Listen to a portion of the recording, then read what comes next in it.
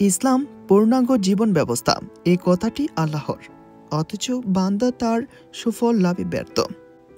ইবাদত বন্দেগী সহ দৈনন্দিন জীবনের কোনো কাজেই বান্দা মজা পায় না। আল্লাহ তাআলা বান্দার কল্যাণে সমগ্র জাহান সৃষ্টি করেছেন সব উপাদান যা প্রয়োজন নিত্যদিন। বান্দা সব কার্যক্রমের স্বাদ তখনই পাবে যখন প্রদর্শিত পথে চলবে। কিভাবে ইবাদতে পরিপূর্ণতা লাভ হবে, বান্দা পাবে পরিপূর্ণ স্বাদ, তা আজকের দর্শকদের তুলে ধরা হলো। 1. আল্লাহকে পূর্ণ ভালোবাসা, অর্থাৎ আল্লাহর ভালোবাসা বা আল্লাহ যা ভালোবাসেন তা ভালোবাসাকে অন্য সব বস্তুর উপর প্রাধান্য দেয়া। 2. আল্লাহর নিকট পূর্ণ বিনয়, নম্রতা ও অনুগত্য প্রকাশ করা, অর্থাৎ বান্দা আল্লাহ তাআলার আদেশসমূহ পালনের এবং নিষেধাজ্ঞাসমূহ হতে বেঁচে থাকার মাধ্যমে বিনয় ও নম্রতা প্রকাশ করবে। সুতরাং পূর্ণবর্ষতা, বিনয়, নম্রতা, আশা আকাঙ্ক্ষা ও ভয়ভীতির সঙ্গে পূর্ণ ভালোবাসাকে ইবাদত বলে। এইরূপ আমলের মাধ্যমেই বান্দা স্বীয় প্রভুর ভালোবাসা লাভ করে এবং সন্তুষ্টি অর্জনে সক্ষম হয়। আল্লাহ ফরজ বিধিবিধান পালনের মাধ্যমে আল্লাহর নৈকট্য অর্জনকে ভালোবাসেন। পাশাপাশি বান্দার নফল ইবাদত যত বেশি বৃদ্ধি পাবে, ততই তার নৈকট্য ও মর্যাদা আল্লাহর নিকট বৃদ্ধি পাবে। আল্লাহর অনুগ্রহ ও করুণায় এই মাধ্যমে আল্লাহর পক্ষ থেকে মুমিন বান্দার নাজাতের উপায়। আল্লাহ বলেন, তোমরা স্বীয় প্রতিপালককে ডাকো কাকুতি মিনতি করে, অত্যন্ত গোপনে। তিনি সীমা লঙ্ঘনকারীদের ভালোবাসেন না। সূরা আরাফ আয়াত 55। আল্লাহ ঘোষণা অনুযায়ী ইবাদত করবে বিনয়ের সহিত গোপনে। গোপনে ইবাদত করার অবস্থা থাকা সত্ত্বেও মানুষ প্রকাশ্যে লোক দেখানোর জন্য ইবাদত করে। তাই আল্লাহ বলেছেন, তোমরা ইবাদতে সীমা লঙ্ঘন করো না। আল্লাহর প্রিয় বান্দারা যখন দোয়া করবে তখন গোপনে করতে হবে। আল্লাহর প্রিয় বান্দারা যখন দোয়া করবে তখন কোনো শব্দ শোনা যাবে না। ইবাদতের আমাদের করণীয় এক, ইবাদত গোপনে করতে হবে। ইবাদতে বিনয় থাকতে হবে। ইবাদতে কাঁদতে হবে। কান্না না আসলে কান্নার ভান করতে হবে।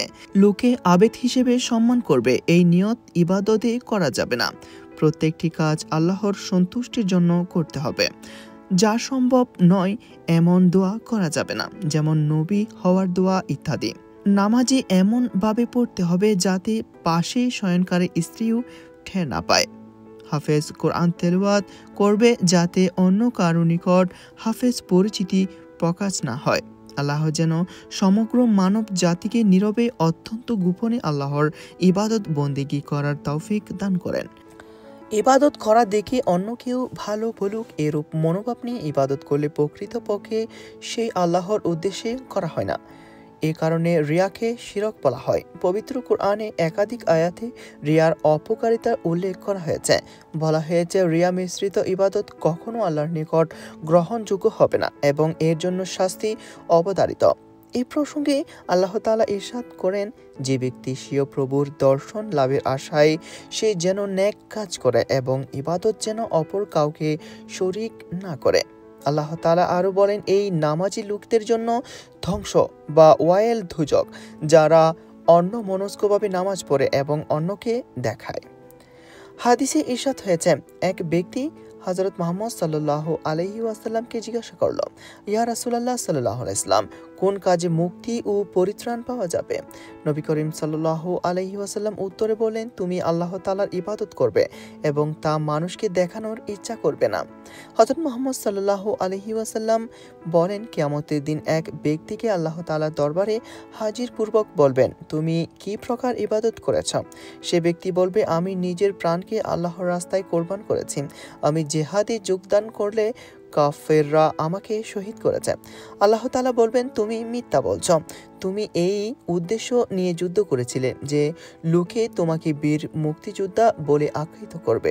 হে ফেরেশতাগণ, এই ব্যক্তিকে দুজকে নিয়ে যাও।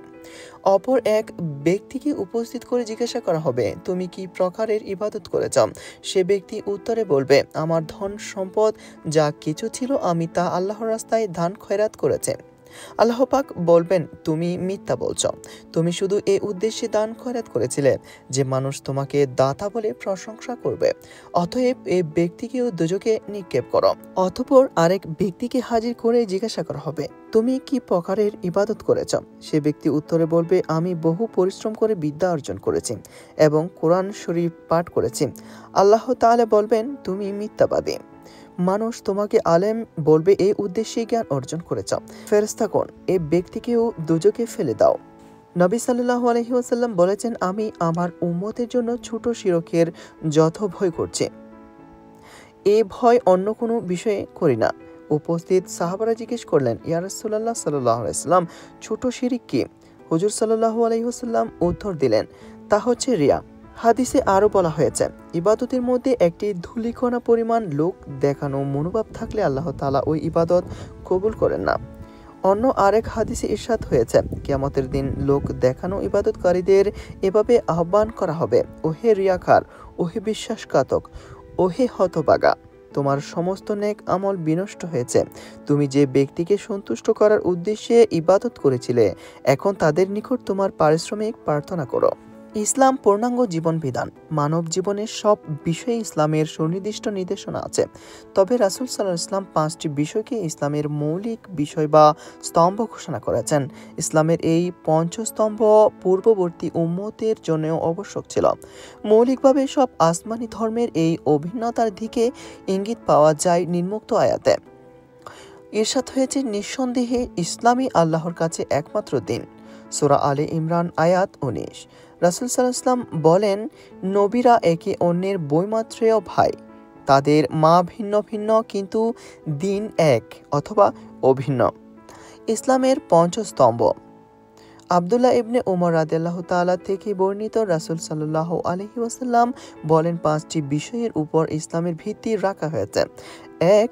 আল্লাহ ব্যতীত কোনো উপাস্য নেই এবং নিশ্চয় মুহাম্মদ সাল্লাল্লাহু আলাইহি ওয়াসাল্লাম এই কথার সাক্ষ্য দেওয়া।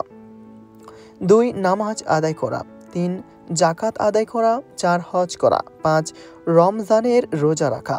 সহিহ বুখারী হাদিস নম্বর 8। পূর্ববর্তী শরীয়তের ইসলামের পঞ্চস্তম্ভ।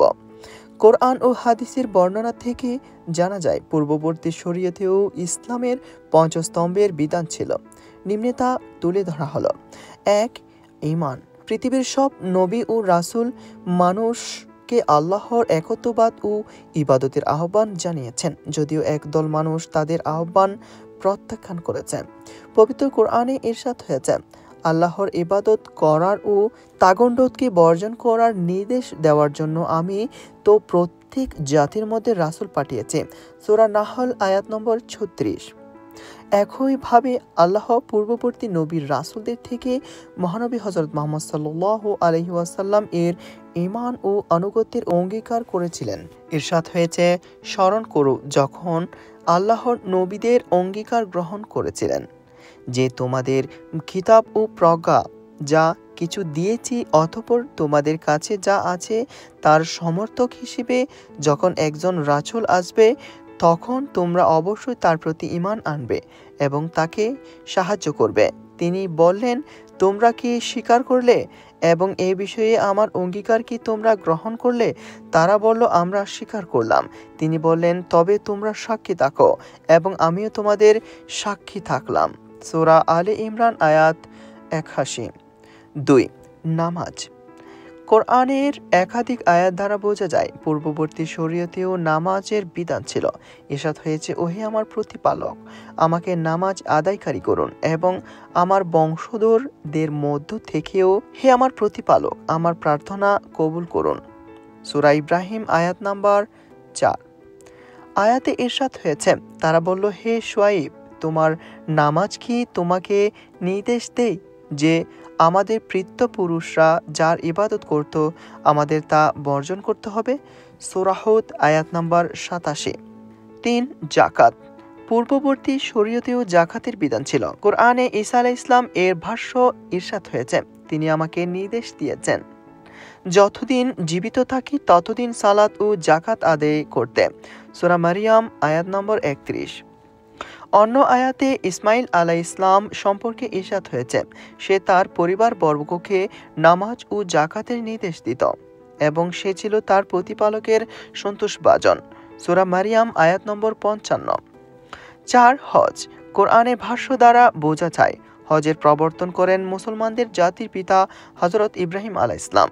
ইরশাদ হয়েছে, আর মানুষের কাছে হজের ঘোষণা করে দাও, তারা তোমার কাছে আসবে পদব্রজ ও সর্বপ্রকার ক্ষীণকায় উটের পিঠে তারা আসবে, দূর দূরান্তর পথ অতিক্রম করবে।